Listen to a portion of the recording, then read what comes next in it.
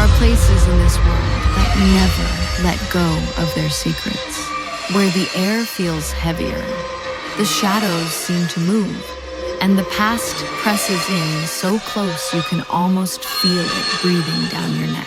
Somewhere in Victoria, Australia, there's an old asylum called Aradale, a place where the walls have seen more suffering than most of us could ever imagine.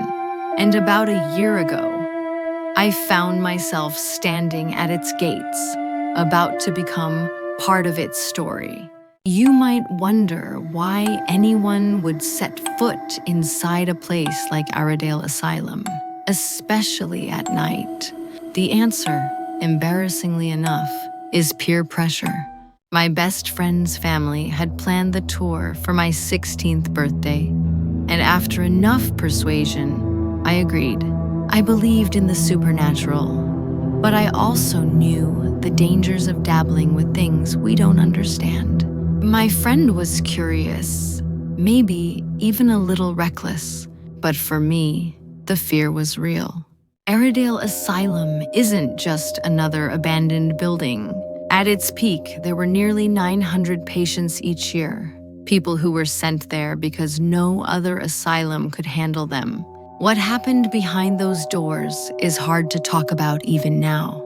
The treatments were cruel, the suffering was unimaginable, and the echoes of that pain seemed to linger in every empty hallway. Some say the spirits of those who died there never left. Some say the building itself is alive with memories too dark to fade. The night of the tour, we arrived just before 10:30 p.m.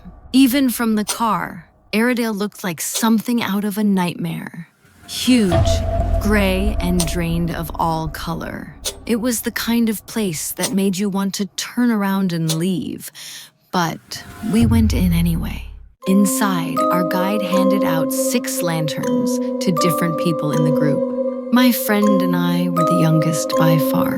The last lantern was given to me, with one condition. I had to stay at the back of the group and close every door behind us. Holding that lamp, I felt a weight settle on my shoulders, and not just from the glass and metal. We moved from room to room, each one colder than the last. I won't spoil every detail for future visitors, but there are 2 rooms I'll never forget. The first was the storage room, deep in the basement. Stone steps led down into the darkness. Shelves lined the walls, and the air felt thick and old.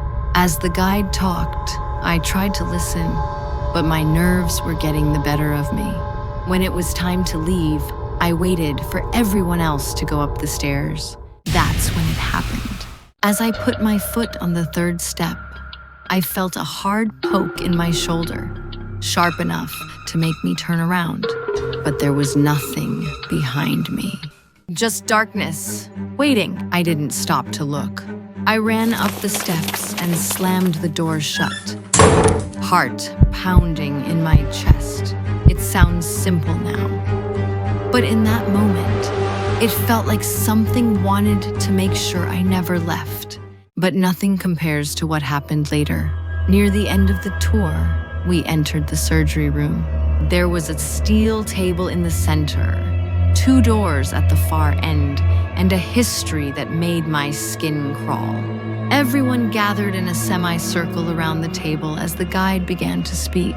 I stood at the back, next to my friend, trying to listen, but I couldn't focus on his words. Instead, my eyes were drawn to the corner by the door, the one we'd just come through. And in that corner, crouched low, was a man. He wasn't remarkable in any way, but the look on his face was enough to freeze me in place. He stared straight at me, and suddenly I felt a wave of heat and cold wash over me all at once. I started to sweat, but my hands and feet were ice. It felt like death itself had reached out and grabbed hold of me. The next thing I remember everything went hazy. My friend later told me what happened. She said I kept glancing over my shoulder, my face pale and blank. She tried to talk to me, but all I managed was a string of mumbled words she couldn't understand. Then, while everyone else was distracted by a bat flying through the room, I disappeared from her side. She turned to look for me and saw me backing slowly into the very corner where I'd seen the man. My head was down, my eyes wide open, and I was shaking. She said a wave of fear hit her, like she knew she had to get to me right away. She grabbed my arm and pulled me forward, snapping me out of whatever trance I'd fallen into. Suddenly, I was back in my own body, dizzy and disoriented.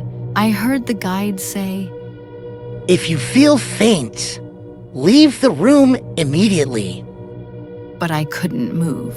I clung to the lantern at the end of the line, refusing to let go. As the group left, I stood there for a moment, staring at the open door, then back at the corner. The man was still there, and he beckoned me forward. I felt a tug, like something was trying to pull me back, but I forced myself to walk out, slamming the door behind me. It wasn't until we reached the end of the hallway that I realized my nose was bleeding. As we stepped outside, I felt one final tug, like something didn't want to let me go. Then, just as suddenly, the dizziness faded and the world snapped back into focus. I've never felt so threatened in my life. Whatever was in that room wanted me, and for a moment, it almost had me. If my friend hadn't acted when she did, I don't know what would have happened. That night changed something in me. I've always believed in ghosts, but believing and experiencing are two very different things. Aradale Asylum is a place where the past refuses to stay silent. It's a place where shadows move, doors close by themselves, and sometimes something reaches out from the darkness to remind you it's still there. If you ever decide to explore a place like that, don't go alone. Bring friends, stay alert, and never, ever ignore the feeling that you're being watched. Now, I want to hear from you. Have you ever felt a presence in an empty room, heard a whisper in the dark, or seen something you just can't explain? Share your own ghost stories in the comments below. Whether you witnessed them, heard them from someone, or experienced them yourself. Let's keep these mysteries alive together. And if you found this story chilling, please like, share, and subscribe to the channel. Don't forget to click the bell so you never miss a new tale from the shadows. Until next time, keep your eyes open and your mind even more so.